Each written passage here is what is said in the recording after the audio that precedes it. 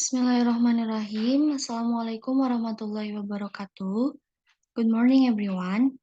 The Honorable Mr. Andiana Ghaffar, as a lecturer of discourse analysis and our beloved friends.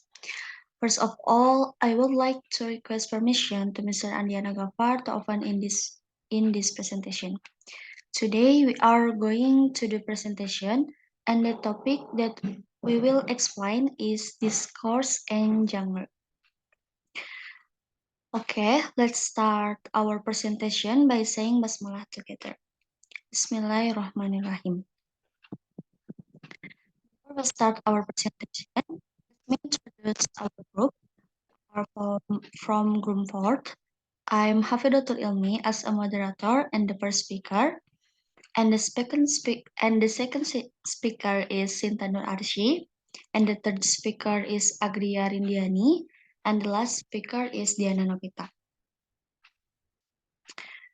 Okay, the next agenda is presentation, and the first material will be delivered by me.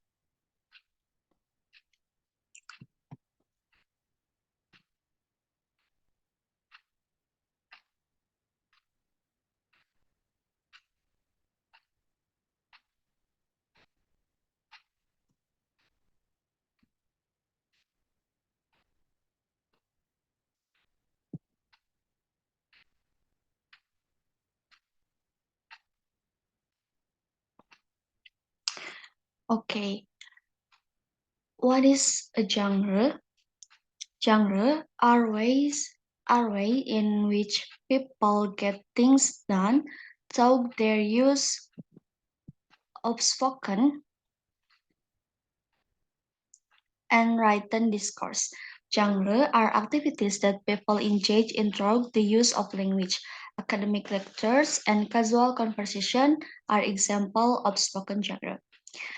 There are typical forms a genre might take, as well as typical content and typical action that the genre performs, all of which we recognize and draw on as we engage with the use of genre.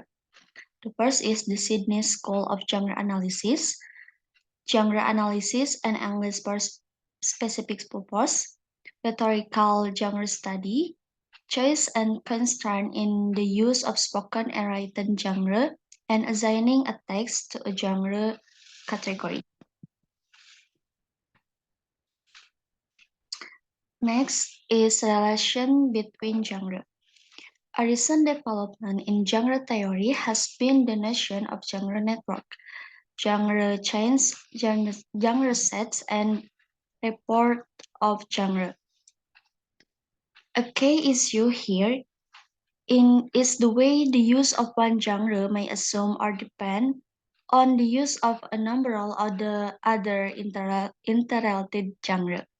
An example, Arik conduct a study in which he examined the relationship between the genre followed by graduate law student and MBA student at major US universities.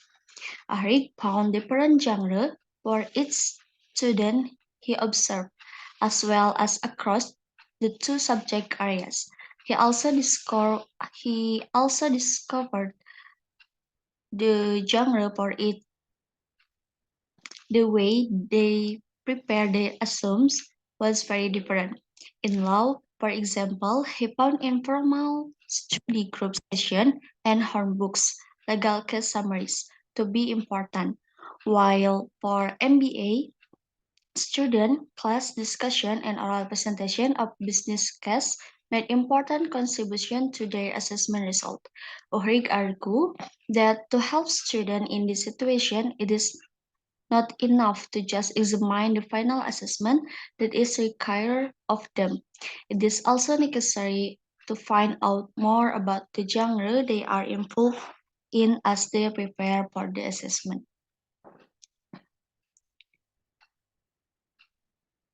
Okay, maybe that's enough for me, and the next material will be delivered by Sinta.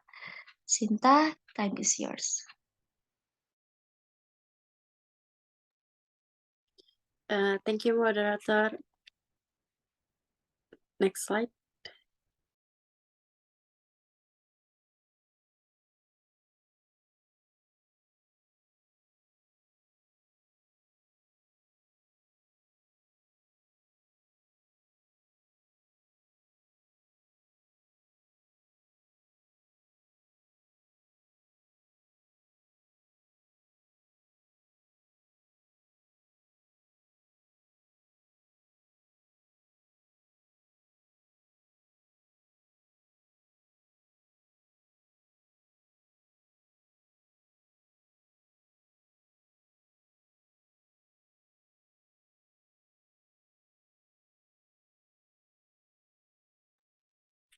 Okay. The first is written genre across cultures. The area of research known as constructive rhetoric, Connor 19 and 96, or more recently, intercultural rhetoric, Connor 2004, which looks at the use of genre across cultures, also has implication for discussion of genre. Mm, Many studies in the area of constructive and intercultural rhetoric have focused on the discourse structure of academic writing in the different language and cultures. Um, the second point is spoken genre across cultures. Much less attention has been given to differences in spoken genre across cultures. The role of conversation and nonverbal behavior in the different place will be different. There may be ways of performing the same genre across cultures that are quite similar. There may also be parts of the genre that are significantly and importantly quite different. Next slide, please. And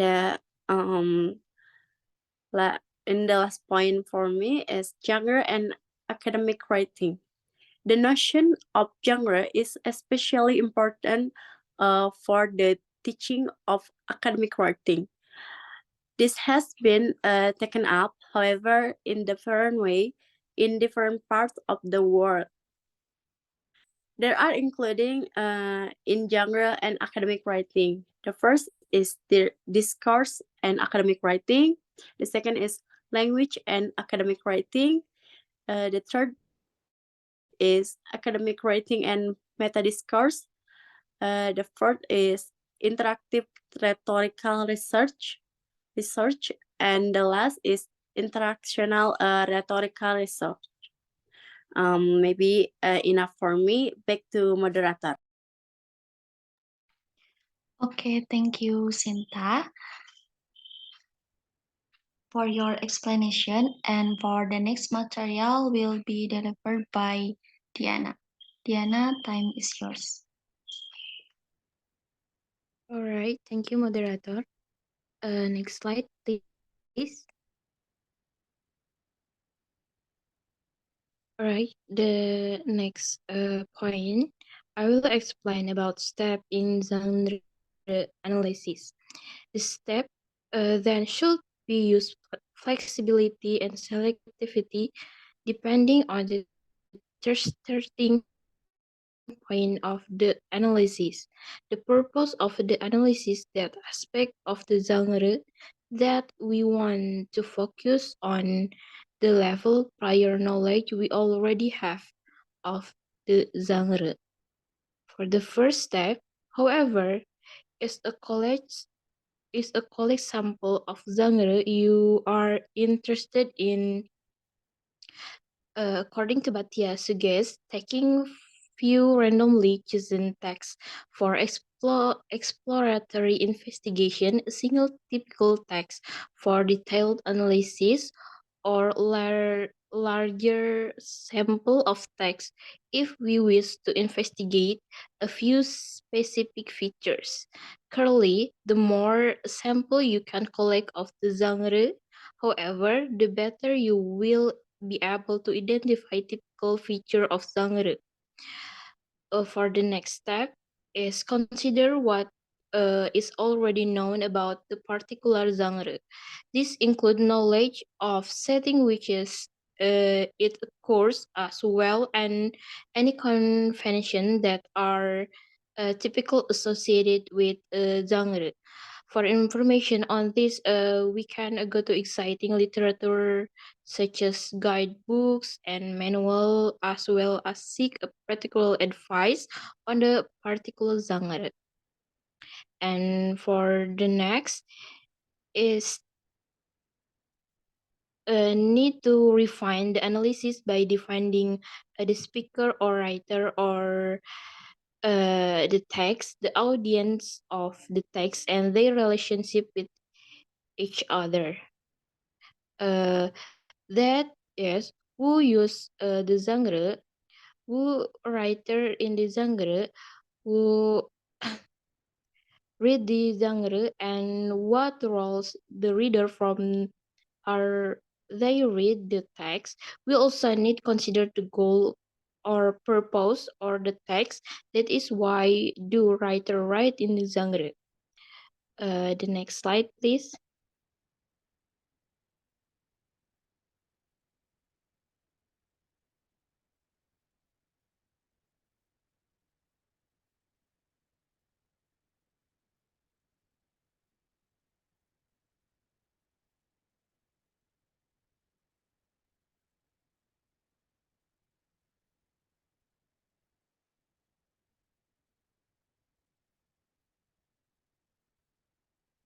All right.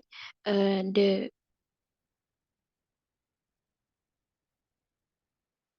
next point is about the social and cultural context of genre.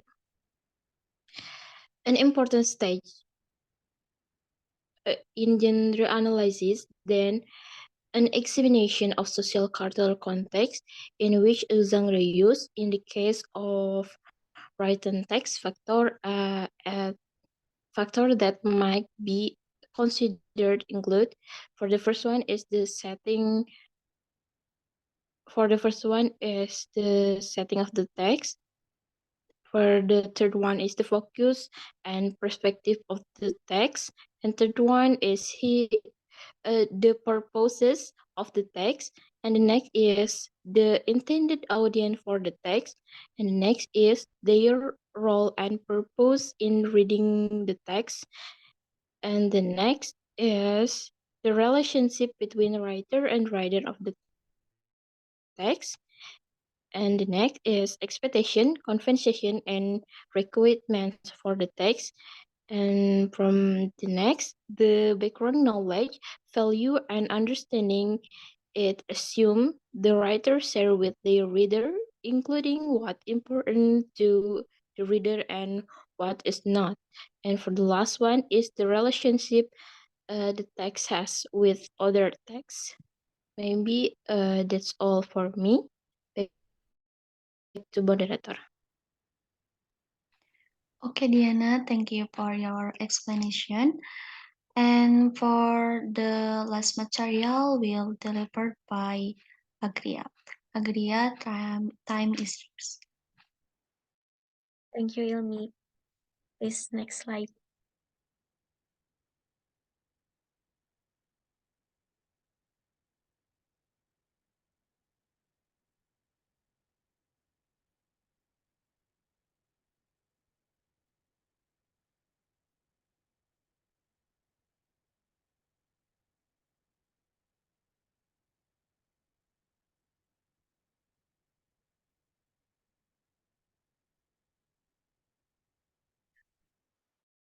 Okay, I will explain about the discourse structure of genre. There are several ways to analyze the discourse structure of genre. One of which is by identify the generic structure based on the genre category, such as letter to editor, doctoral dissertation, and etc. Another way is to examine the rhetorical structure by looking at a rhetorical type such as arguments, description, and problem solution in the text.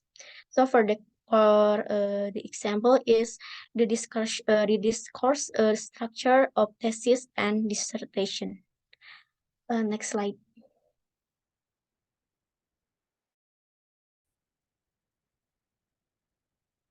So for the first figure is uh, This is analysis comes from a study, Paltry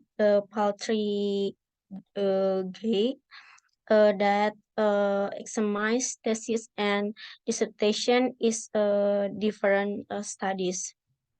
So then the texts are analyzed for their organization structure as a whole and individually. And after that, make a comparison between the text to determine whether there is a pattern of structural organization that is repeat or not. Next slide.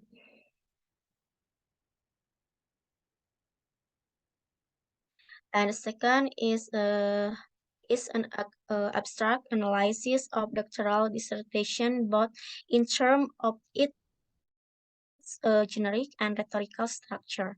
In this example, the text follows the general structure common to dissertation abstract.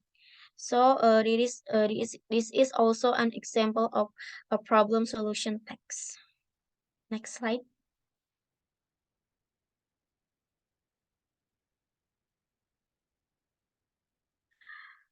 Okay, application of genre analysis. So Hammond and McIntyre argue that genre-based teaching can help students gain access to text and discourse that will help them successfully interact in spoken and written second language. It is different from the opinion of Christie and Martin, who argue that teaching genre is socially irresponsible because students are disadvantaged and harmed by problem caused by programs that do not address this. So therefore, the extent to which genre teaching and learning can limit student expression in learning, if this is down to the use of model text and a focus on learning outcomes expectation, because teacher also need to pay attention to how students can express their voices regarding the use and of a certain genre. It should also be remembered that students should not over generalize one of the genre they are studying, so that they apply it inappropriately to other genre. And this makes explicit genre knowledge capable of providing learners with the knowledge and skill they need to communicate successfully in a certain situation. It can also give learners access to socially strong form of language. Maybe enough for me. Thank you for attention. Back to the moderator. Okay, thank you, Agria, for your explanation. And maybe that's all enough from our group. Thanks for your attention, and wassalamualaikum warahmatullahi wabarakatuh.